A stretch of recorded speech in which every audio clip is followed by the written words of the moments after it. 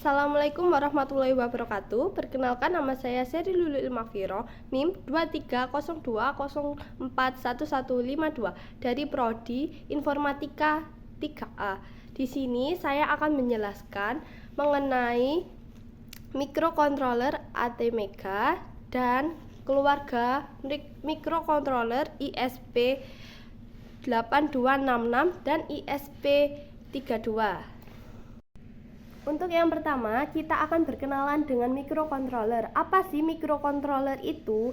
Mikrokontroler adalah sebuah perangkat elektronik kecil berupa sirkuit terpadu atau IC yang mengintegrasikan mikroprosesor, memori, dan peripheral input/output dalam satu chip. Mikrokontroler digunakan untuk mengendalikan perangkat atau sistem tertentu secara otomatis berdasarkan program yang digunakan ke dalamnya. Dan yang kedua, kita akan berkenalan dengan komponen utama mikrokontroler.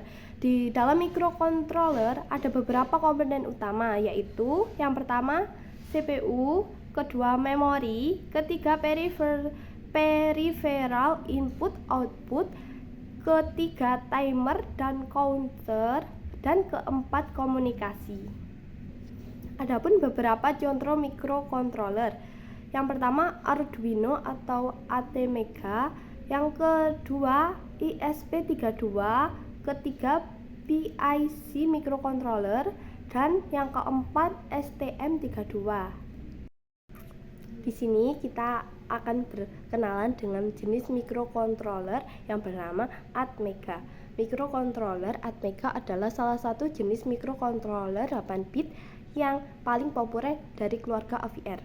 Dibuat oleh Atmel, sekarang menjadi microchip teknologi.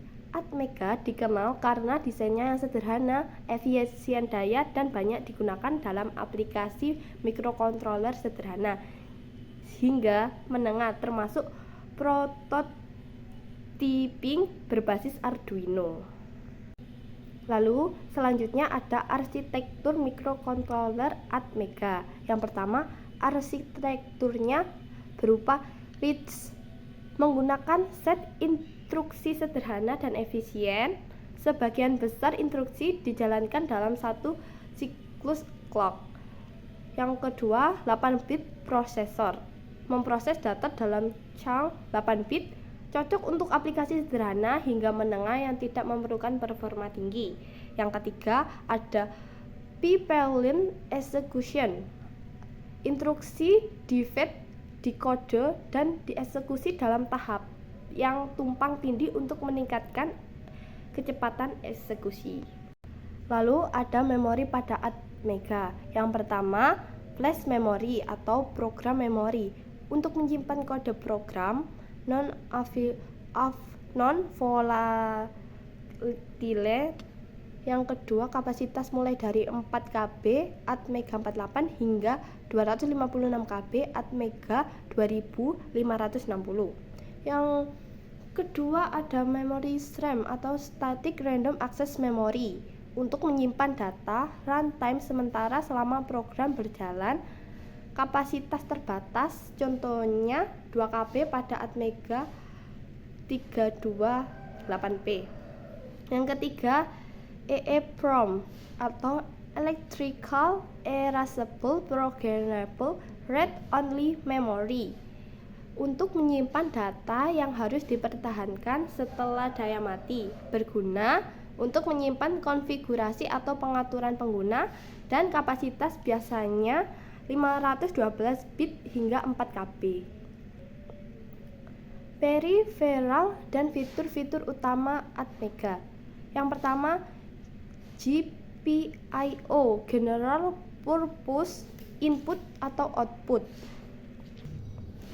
Digunakan untuk menghubungkan perangkat eksternal seperti sensor, LED, motor, dan lain-lain. Pin dapat dikonfigurasi sebagai input menerima sinyal atau output mengirim sinyal. Yang kedua ada ADC atau analog to digital converter. Resolusi 10 bit konversi sinyal analog dari sensor seperti suhu cahaya menjadi data digital. Contohnya Atmega 328P. Memiliki 6 channel ADC. Yang ketiga, PMW atau Pulse Width Modulation. Digunakan untuk mengontrol perangkat analog seperti motor servo atau LED. Fitur PMW menggunakan kontrol intensitas cahaya LED atau kecepatan motor. Yang ketiga ada timer atau counter, digunakan untuk operasi waktu delay time atau menghitung event eksternal. Contoh, aplikasi membuat LED berkedip setiap detik. Yang keempat ada USART, Universal Synchronous Asynchronous Receiver Transmitter, untuk berkomunikasi serial seperti dengan komputer atau modul komunikasi Bluetooth, Wi-Fi, dan GSM. Lalu ada SPI, Serial Peripheral Interface, untuk komunikasi cepat antar mikrokontroler dan perangkat lain seperti layar LCD atau memori eksternal. Lalu ada I2C, Two-Wire Interface, untuk menghubungkan sensor atau perangkat lain mendukung komunikasi I2C. Lalu ada Watchdog Timer atau WDT, melindungi sistem dari kegagalan dengan mereset mikrokontroler jika terjadi crash. Yang terakhir ada Interrupts, memungkinkan mikrokontroler untuk segera merespon event eksternal tanpa polling terus-menerus. Lalu ada mode operasi daya. Yang pertama ada idle mode, yaitu CPU dihentikan sementara peripheral tetap aktif. Yang kedua ada power down mode, hampir seluruh sistem mati kecuali komponen yang dipilih. Yang ketiga standby mode, sistem mempersiapkan diri untuk kembali aktif dengan cepat. Lalu ada contoh penggunaan mikrokontroler Atmega. Dalam kehidupan sehari-hari kita bisa menggunakan mikrokontroler Atmega seperti dalam penggunaan robot line flower. Mikrokontroler dalam penggunaan robot line flower, mikrokontroler membaca data dari sensor IR untuk mendeteksi garis. PMW digunakan untuk mengatur kecepatan motor, dan GPO digunakan untuk mengontrol DC. B. Ada sistem alarm rumah, menggunakan sensor gerak PIR yang terhubung ke pin input. Jika gerakan terdeteksi, buzzer diaktifkan melalui pin output. Lalu ada kendali LED, menggunakan timer untuk membuat LED berkedip dengan interval tertentu. Lalu PMW digunakan untuk mengatur intensitas ID. Apa sih keunggulan mikrokontroler Atmega? Yang pertama, mudah digunakan berbagai perangkat lunak seperti AVR Studio atau Arduino IDE. Yang kedua, ada kompatibel dengan berbagai sensor dan modul komunikasi. Yang ketiga, dokumentasi dan komunitas yang luasnya. Kita akan mengenal beberapa varian mikrokontroler Atmega. Yang pertama dari model Atmega 8 yang memiliki flash memori 8KB, SRAM 1KB, EEPROM 512 bit, ADC channels 6, GPIO 23 dan pin count 28. Lalu ada Atmega 328P dengan flash memori 32KB, SRAM-nya 2KB, EEPROM 1KB, ADC channel 6, GPIO 23 dan pin account 28. Lalu juga ada Atmega 2560 dengan flash memory 256 KB, SRAM 8 KB, EEPROM 4 KB, ADC channel 16, GPIO 86, dan pin account 100. Sekarang kita akan membahas jenis microcontroller ISP8266 dan ISP32. Microcontroller untuk IoT dengan fitur Wi-Fi dan Bluetooth. Keluarga ISP8266 dan ISP32 adalah perangkat berbasis sistem on chip SoC yang dirancang oleh Espressif System, dirancang untuk aplikasi Internet of Things atau IoT. Modul ini terkenal karena kemampuannya yang tinggi, konsumsi daya yang rendah, dan harganya yang ekonomis. Microcontroller ISP8266. ISP8266 adalah perangkat SoC berbasis Wi-Fi yang pertama kali dirilis pada tahun 2014. Meskipun awalnya hanya modul tambahan Wi-Fi, ISP8266 memiliki prosesor internal yang memungkinkan fungsi microcontroller penuh. Ada arsitektur ISP8266. Yang pertama, prosesor Extensa LX106 32 bit RISC, kecepatan clock hingga 180 MHz. Yang kedua, memori. RAM-nya 80 KB data, 32 KB instruksi. Flash 512 KB hingga 4 MB tergantung variasi model.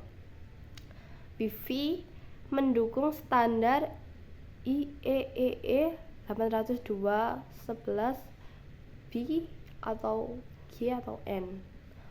Fitur Wi-Fi, mode station, STA, access point AP, dan STA+AP.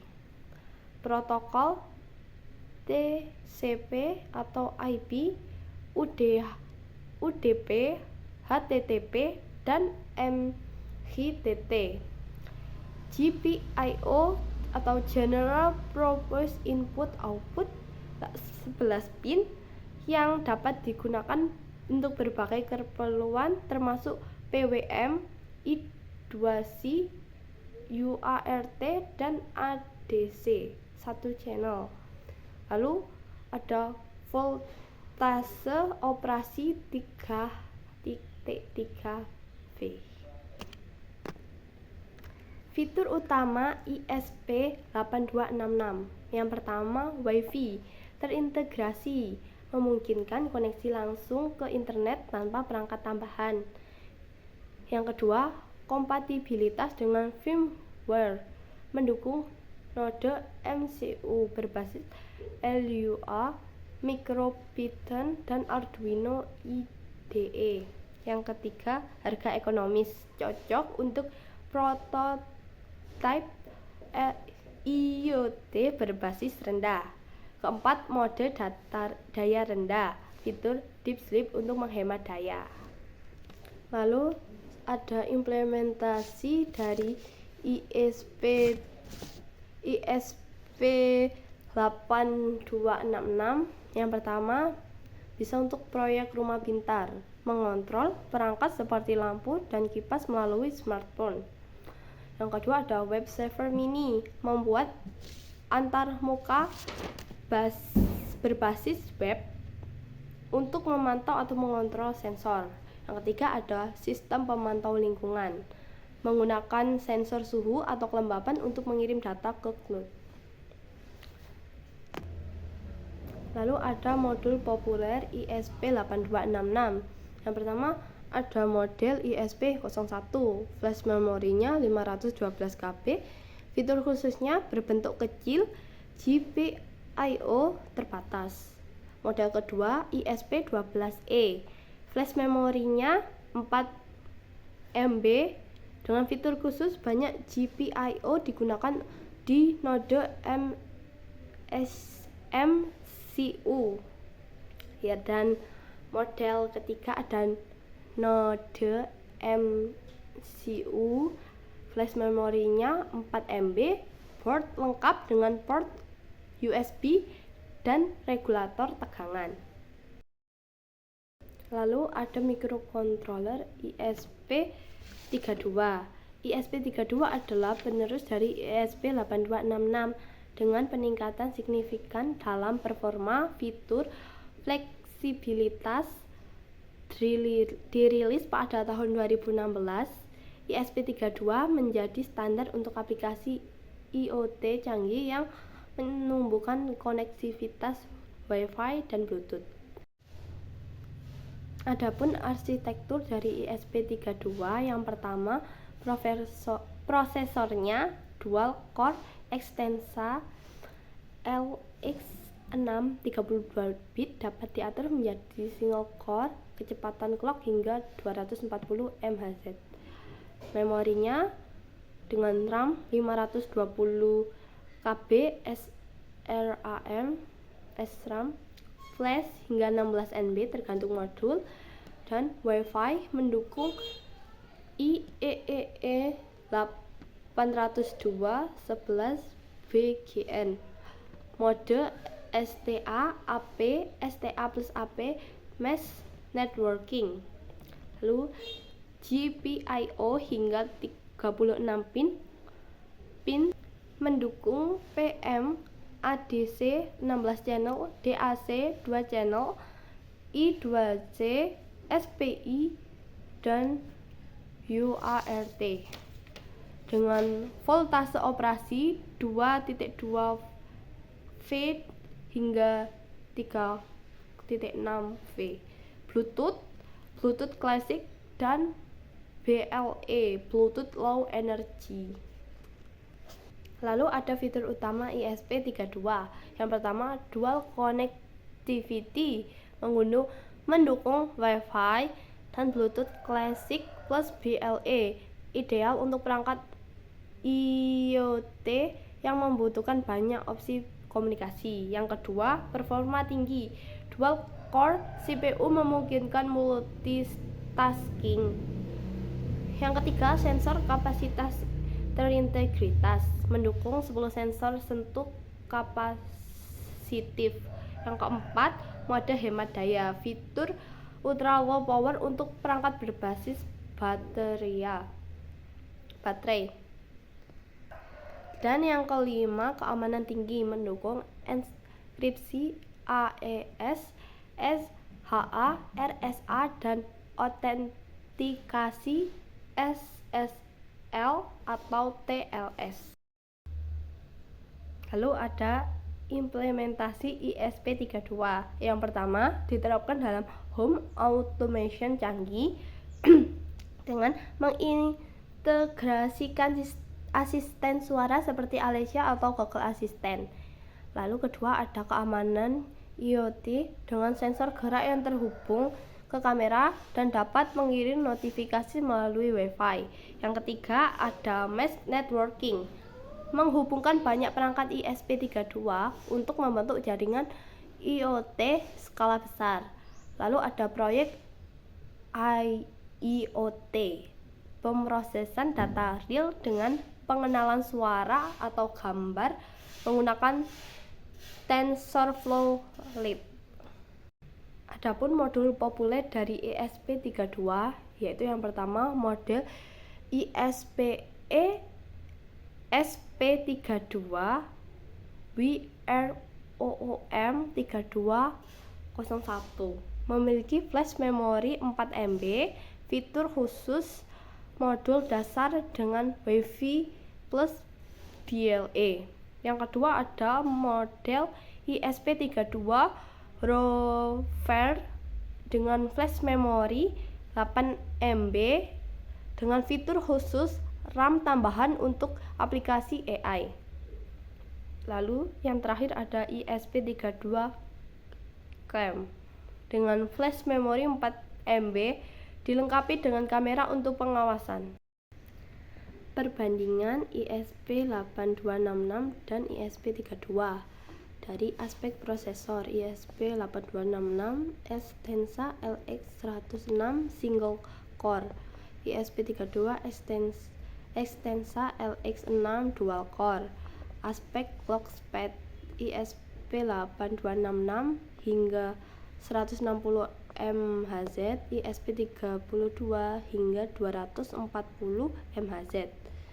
Dari RAM, ISP8266 80 KB, ISP32 570 KB. Flash memory, ISP8266 hingga 4 MB, ISP32 hingga 16 MB. Dari aspek WiFi, ISP8266 dilengkapi dengan IEEE 802.11 BGN, ISP32 dilengkapi dengan IEEE 802.11 BGN. Bluetooth, ISP8266 tidak ada, ISP32 Classic plus BLE. Lalu dari aspek GPIO, ISP8266 hingga 11, ISP32 hingga 36. Dari ADC, ISP8266 memiliki 1 channel, sedangkan ISP32 memiliki 16 channel. Dari DAC, ISP8266 tidak ada dan ISP32 memiliki 2 channel. Dari segi harga, ISP8266 lebih murah, sedangkan ISP32 sedikit lebih mahal. Saat kapan sih kita memilih ISP266 atau ISP32? Yang pertama, ISP8266 pilihan hemat untuk proyek sederhana. Jika hanya membutuhkan WiFi tanpa Bluetooth, cocok untuk perangkat IoT kecil seperti smart plug atau kontrol lampu. ISP32 untuk proyek kompleks yang membutuhkan multitasking, Bluetooth atau GPIO lebih banyak. Cocok untuk sistem IoT skala besar, AIoT atau proyek berbasis audio. Baik, sekian penjelasan dari saya. Mohon maaf bila ada salah kata. Wassalamualaikum warahmatullahi wabarakatuh.